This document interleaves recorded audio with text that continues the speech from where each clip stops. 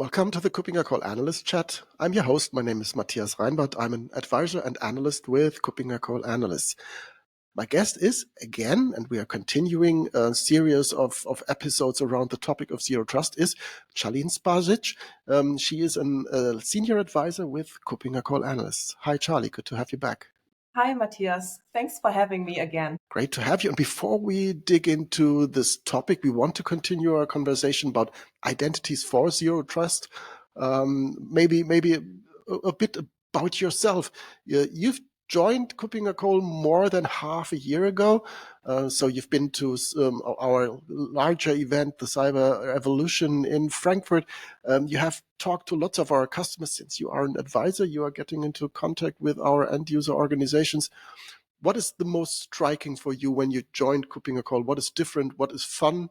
What do you enjoy with being in being with us? Of course, don't tell the stuff that you're not enjoying. Yeah. So for me, it was a big step. Since before joining KuppingerCole, we are more focused on, let's say, the advisory side of things. I was working on the enterprise side. So I was, from now looking back, in the perspective of our customers, handling day-to-day business and the typical issues, challenges that you face on the customer side. So when joining, I think this gave me a good understanding of what exactly the customers might need and what challenges they are facing. And what I enjoy most about working here is, of course, the people. We have a great team. I'm very happy with how things are managed, handled, and also the how we work together as a team. And also, one of the main benefits I see working at KuppingerCole is that we have a great overview about the market. We know different vendors, we know different products. We have a great community. It's great for exchange and for learning. So when we work in identity, I do this since around 2016, 17 something. I'm still learning. There's always something new. Technology is evolving. Processes are evolving. There are new regulations coming to the market. So there's always something new to look at. And the job here really gives me the opportunity to do so, because this is what really drives the customers and what's really interesting to me. Yeah, and exactly. I can really agree. I'm doing that a bit longer than 2016, so don't ask. So before the 2000s, and I'm still learning every day, because this is really an evolving market, an emerging market just right now when we talk about decentralized identity, which we do not do here, but we do at EIC. But these are topics that are really interesting and change the game for identity and access management. And it has been changing over the last 30 years. And I think the change you are seeing with all the different types of customers that we are dealing with as well. When you said you were on the enterprise side, yes, this was your organization, you being a customer in one industry with one organization. But we are happily dealing with many organizations and many industries. I think that's part of the fun as well, right? Exactly. It is. Right. So now let's jump back into the zero trust topic. We started last time when we talked about what does identity mean for zero trust? What can identities contribute to zero trust? And why is it so important that we have strong and reliable and well authenticated and continually authenticated identities? On the other hand, that really sounds like a lot of work just for zero trust, which might be a bit overwhelming just to say, although we are improving security. Hey, but in the end, is all this work that we're doing for zero trust with strong identities also reusable in other areas? And that is what we want to focus on right now. So securing digital identities, does that have any other positive effects that can justify the work that we're doing outside of the direct cybersecurity? Yeah, of course it does. So when we think about what we do within the cybersecurity space, at the end of the day, how I like to put it is that we are trying to manage or mitigate risks.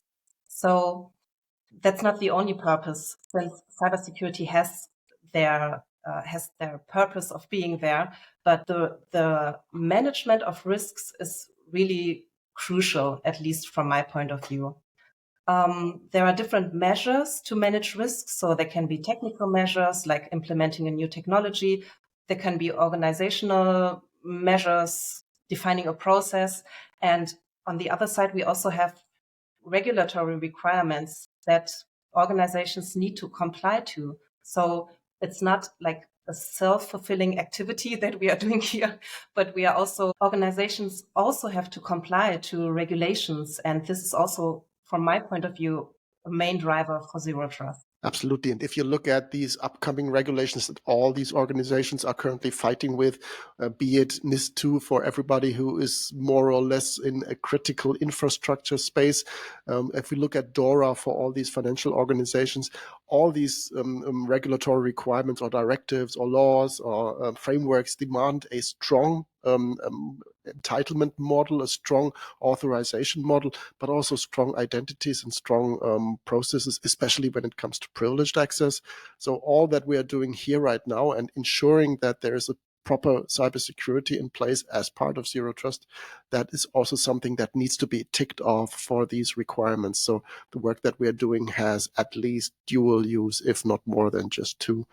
So we looked at risk, we looked at regulatory compliance or regulatory requirements to fulfill. What other aspects come to your mind when we say, okay, let's make these identities stronger, more reliable, make them a foundation of our cybersecurity? So another aspect that zero trust benefits organizations outside of direct cybersecurity is, on the one side, regulation that we talked about already. And then we also have business continuity and resilience. This means that organizations have to think about what they will do in case of a security breach or a security incident. And they need to think about how to handle when these things occur. This can be done by implementing robust access controls that verify the trustworthiness of users and devices, so organizations can better protect their more critical assets instead of focusing on the overall attack surface. Right. So kind of risk-based data protection to improve organizational resilience, even when it comes to threats that you did not already plan for because they are new. So the principles that we are implementing with Zero Trust, they are designed to even deal with incidents, with threats that are not yet foreseeable, but nevertheless they will come up, and reducing, as you said, the blast radius, that really helps in improving the resilience. We've talked a lot about you and me as users having an identity, thus using accounts, thus using a device, thus using then an application and data. If we skip out, or if we leave out the carbon-based life form in the middle, so the person, the Charlie, the Matthias, does zero trust also apply in other contexts? Think IoT? Yeah, it does. So zero trust does not only focus on users, physical people, but also on devices. And when we think about IoT, we think about a network of physical objects, or let's say things, that are connected with each other and maybe communicating with each other. So this could also lead to new threats that might be exploited. And zero trust has this holistic approach that it does not only look at a certain type of identity or a certain type of user or a certain type of device, but it looks at like the overall sum of what we have within the organization, whether it be users, it be devices, data, apps, etc. Last time we talked about the lifecycle management as one of the key enabler for allowing for these reliable, stable, and trustworthy identities. We've mentioned the optional additional output that these measures that we are making for regulatory requirements when it comes to risk-based approach, risk management in general. You said it applies also for IoT, but there's still a lot of work to be done. We've mentioned that before. What are the cost implications of adopting such a comprehensive zero trust strategy, at least when it comes to the identity management part? Does this add another level of cost, or would that be there anyway? Yeah, I wouldn't say that it necessarily adds additional costs, because when you think about zero trust and where to start, it's like this huge, huge strategy that needs to be implemented in different steps and different measures that we can take. But there are some, let's say, basic hygiene factors that organizations should do anyways, which is have a proper authentication, have proper access controls. So there is some basic work that needs to be done. I wouldn't say that it's a major cost driver, since, like I said, it's also basic work that needs to be done. And also when we consider what value it creates within the organization, then the cost is like really overseeable. Right. And I would even answer the question in the opposite direction. The importance of identities has grown over time, and using it for zero trust is actually an additional benefit because we need to do it anyway. But when we do it, when we have proper lifecycle processes, when we implement a huge amount of oversight into managed identities, when we apply proper governance, when we make sure that the principle of least privilege is well implemented, and by restricting access to really only these access rights that are required to fulfill a business purpose, then we can use that for zero trust. And we need to do that. And we've learned that at the beginning of this episode anyways, because of DORA, because of NIS2, because of compliance requirements. And even if you're not regulated, you want to make sure that your identities are stable anyway. The zero trust aspect for me is actually an add-on to the effort that you need to do anyway, because strong identities, reliable identities are there anyway. Is it for free? No, it is not. That's a lot of work to be done, but it needs to be done for many purposes, including zero trust, but not for zero trust and then having to justify that. Yeah, Um, that's true. an important question that, of course, is an important part when we have 2024 and it's the hype topic. How important is AI, automated systems, artificial intelligence, machine learning for zero trust? Where do we see that? Where do you see it in your daily work? Yeah. So I would say that AI generally starts to gain more importance within like the technology, whether it be zero trust, whether it be talking about identities, or whether it be talking about threat detection tools. But still, I'm convinced, I mean, AI gives some great benefit, but I'm still convinced that we need the people and we need like the basic groundwork, the understanding of the business. And there are some things that maybe AI can't really answer, which is the business context. So let's say we think about vulnerabilities and threats. They give some room for interpretation. So the business context also needs to be considered to see if this is really something that should happen or should not. But the part where it could really give like some great benefit is the analysis. Because when we think about zero trust, we have many, many signals, a lot of data that needs to be analyzed. And AI could really help there with the data analysis, with giving recommendations on what to do, maybe pointing out some things that might be suspicious, which will then be handed over to an analyst to take a closer look at it.